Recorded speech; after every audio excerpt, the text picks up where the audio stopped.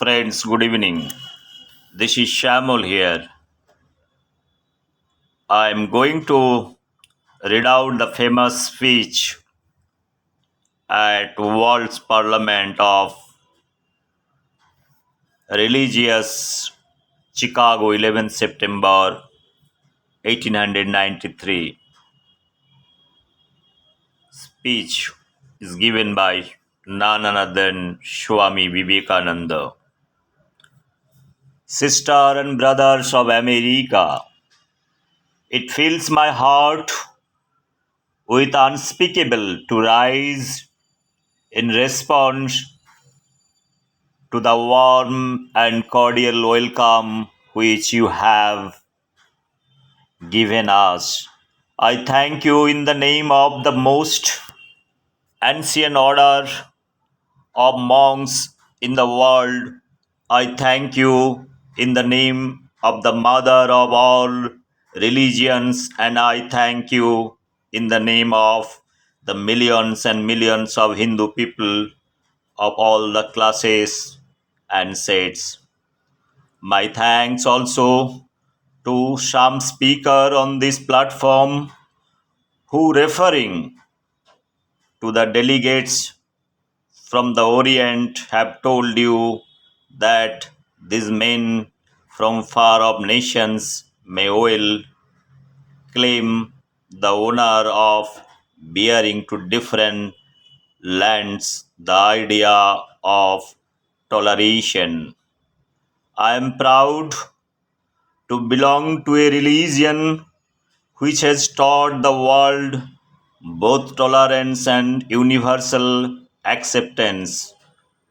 We believe not only in universal toleration, but we accept all religions as true. I am proud to belong to a nation which has sheltered the persecuted and the refugees of all religions and all nations of the earth. I am proud to tell you that we have gathered in our bosom the purest remnant of Israelites who came to southern India and took refuge with us in the very year in which their holy temple was shattered to pieces by Roman tyranny. I am proud to belong to the religion which has shattered and is still fostering the remnant of the ground Zoroastrian nation. I will quote to you within a few lines from a hymn which I remember to have repeated from my earliest boyhood, which is every day repeated by millions of human beings. As the different streams having their sources in different places all mingle their water in the sea, so, O Lord, the different paths which men take through different tendencies various, though they appear crooked or straight, all lead to thee. The present conversation, which is one of the most august assemblies ever held, is in itself a vindication, a declaration to the world of the wonderful doctrine preached in the Gita. Moreover, come to me through whatsoever form I reach him. All men are struggling through paths which in the end lead to me. Sectarianism, bigotry, and its horrible descendant Fanaticism have long processed this beautiful earth. They have filled the earth with violence, drenched it often and often with human blood, destroyed civilization, and sent whole nations to despair. Had it not been for these horrible demons, human society would be far more advanced than it is now. But their time is come, and I fervently hope that the bell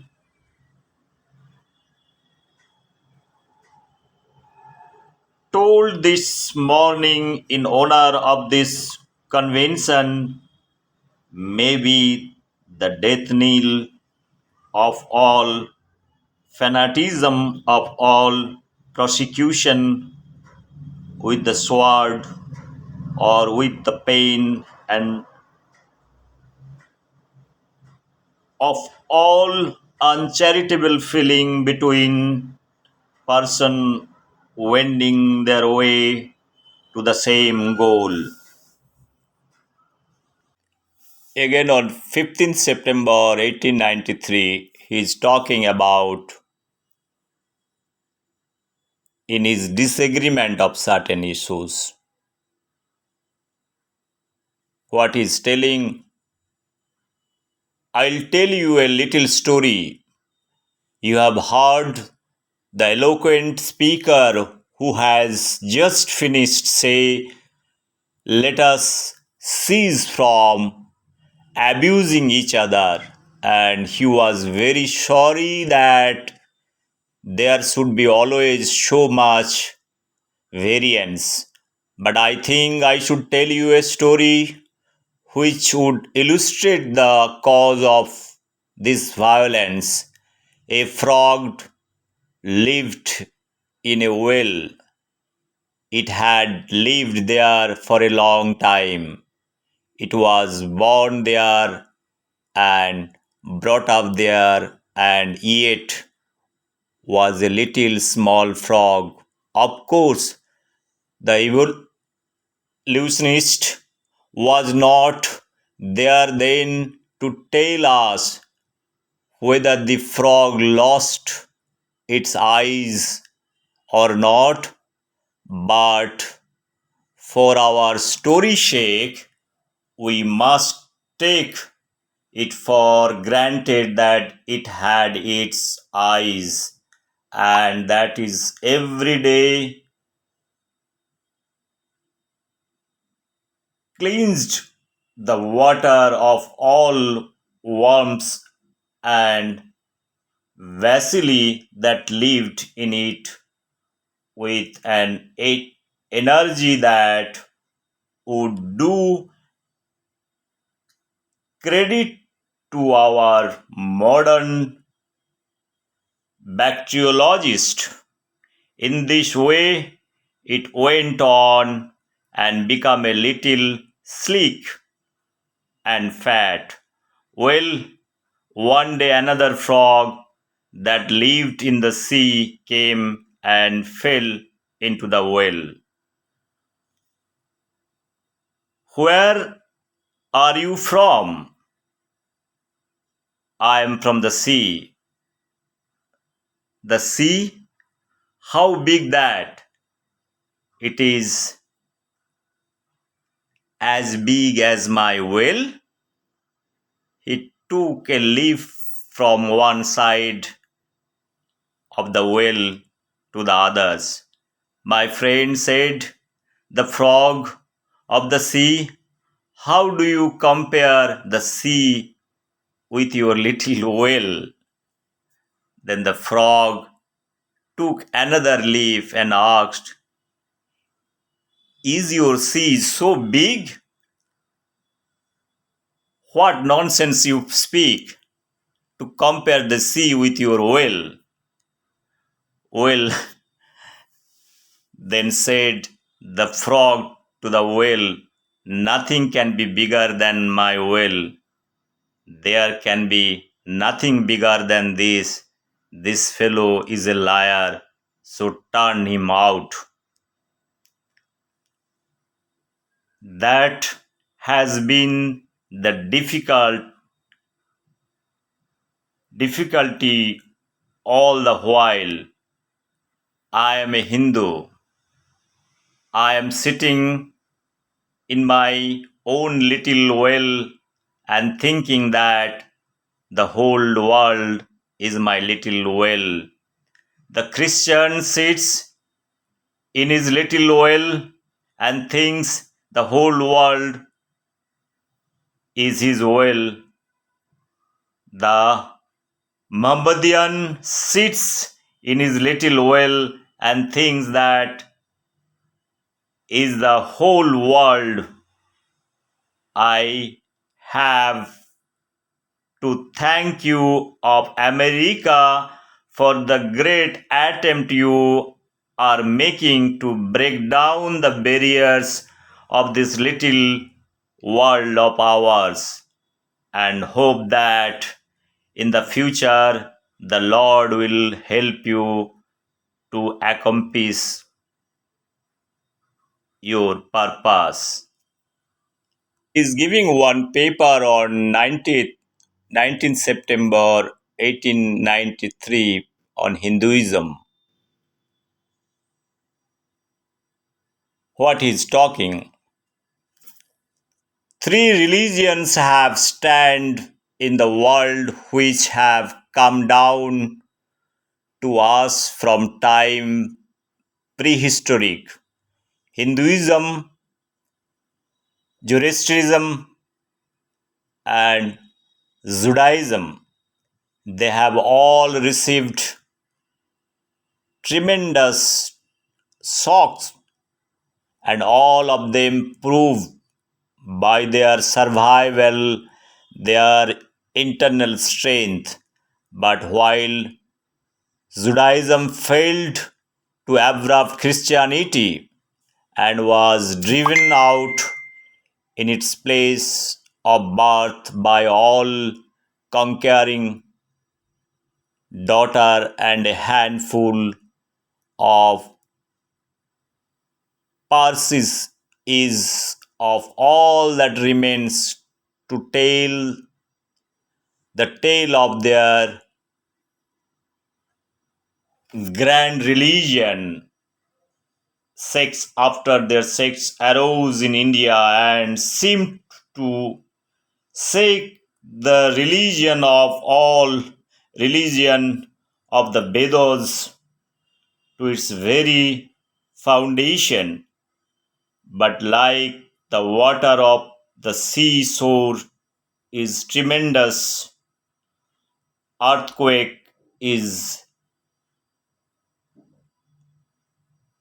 receded only for a while, only to return in an all absorbing flood, 1,000 times more vigorous. And when the tumult of the rush was over, these sects were all sucked in and absorbed and assimilated into immense body of the mother faith. From the high spiritual flights of all Vedanta philosophy, of which the latest discoveries of science seems like echoes to the low idea of idolatry with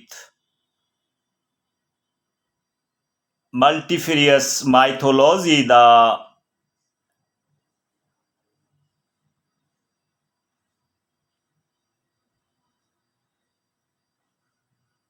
agnosticism of Buddhist, and the atheism of the Jains, each and all have a place in the Hindu religion, where then the question arises, where is the common center to which all these widely diverging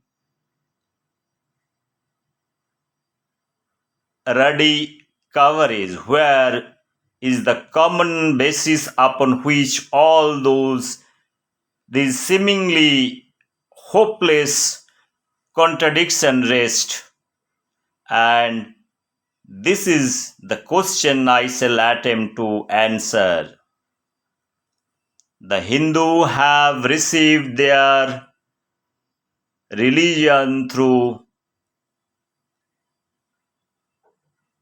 revelation, the Vedas. They hold that Vedas are without beginning, without end. It may sound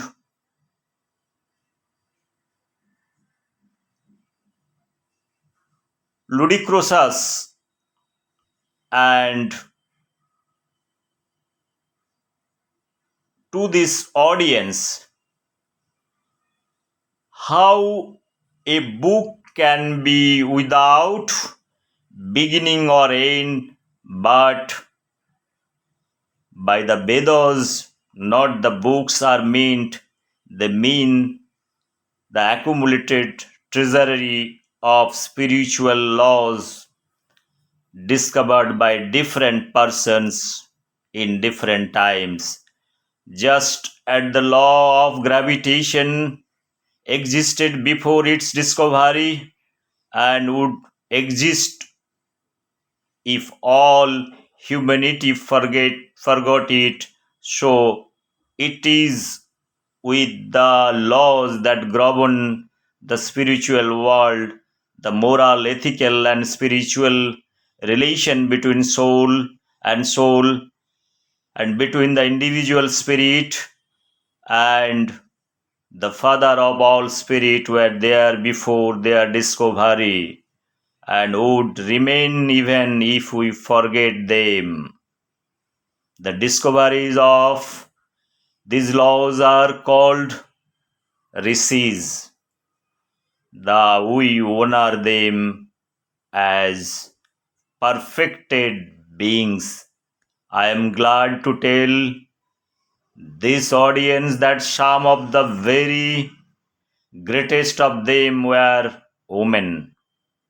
Here is here it may be said that these laws may be without end, but they must have had a beginning. The Vedas teach us the creation is without beginning or end. Science is said to have proved that sum of total of cosmic energy is always is the same. Then if there was a time when nothing existed, where was all this manifested energy? Some way it was a potential form in God.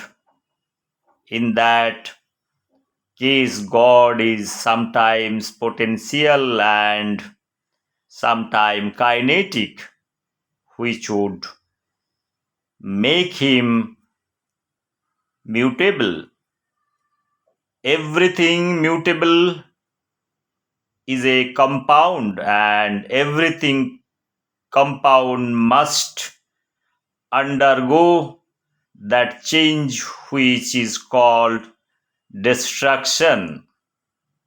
So God would die, which is absurd.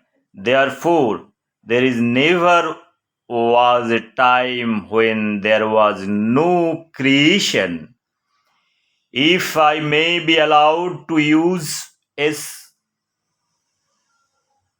simile, creation and creator are two lines without beginning and without end.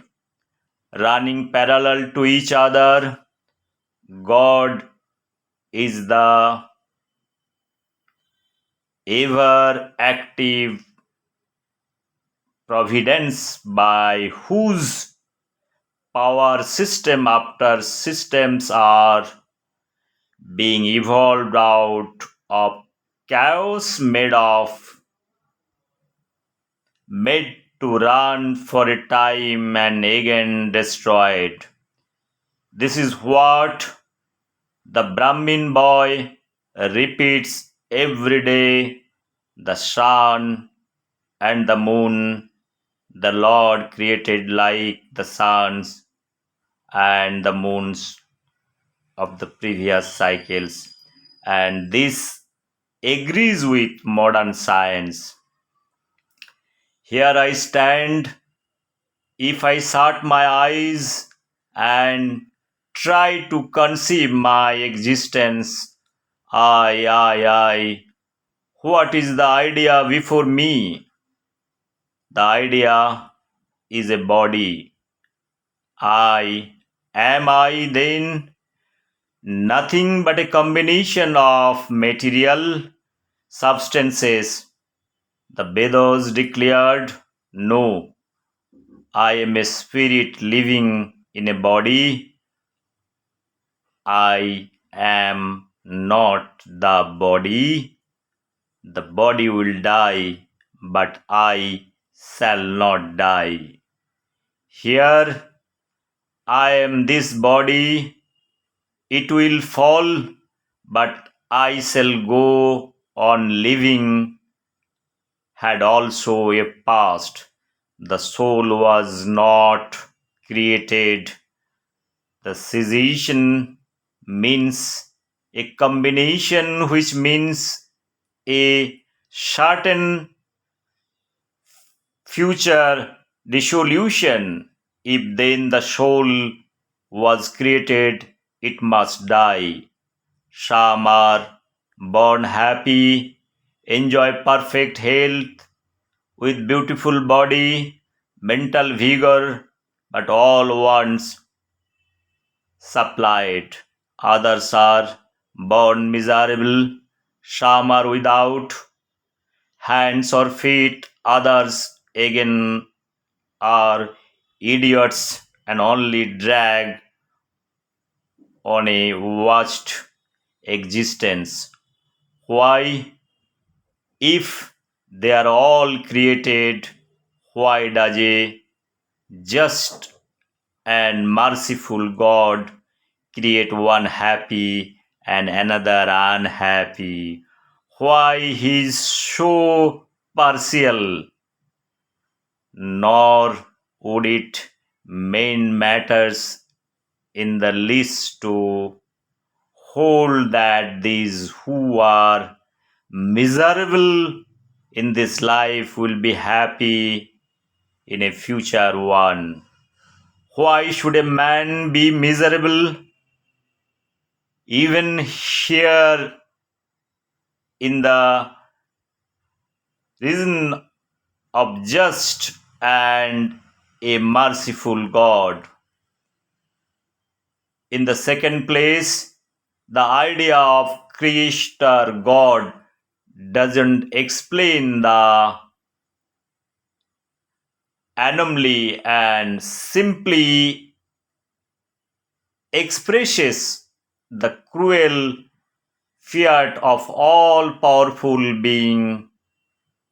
There must have been causes then before his birth to make a man miserable or happy, and those were his past action, and not all tendencies of mind and the body accounted for by inherited aptitude. Here are two parallel lines of existence, one of the mind and other of the matter. If matter and its transformations answer for all that we have, there is no necessity for supposing the existence of a soul, but it cannot be proved that thought has been evolved out of matter, and if a philosophical monism is inevitable, spiritual monism is certainly logical and no less desirable than a materialistic monism, but neither of these is necessary here. We cannot deny that the bodies acquire certain tendencies from heredity, but these tendencies only mean that physical configuration through which a peculiar mind alone can act in a peculiar way. Friends, his paper on Hinduism is very too long paper. Uh, I want to go back to his another speech, the religion not the crying need of India. That is on 20th September 1893, where he is talking about Christian must always be ready for a good criticism, and I hardly think that you will mind if I make a little criticism. You Christians, you are so fond of spending out missionaries to save the soul of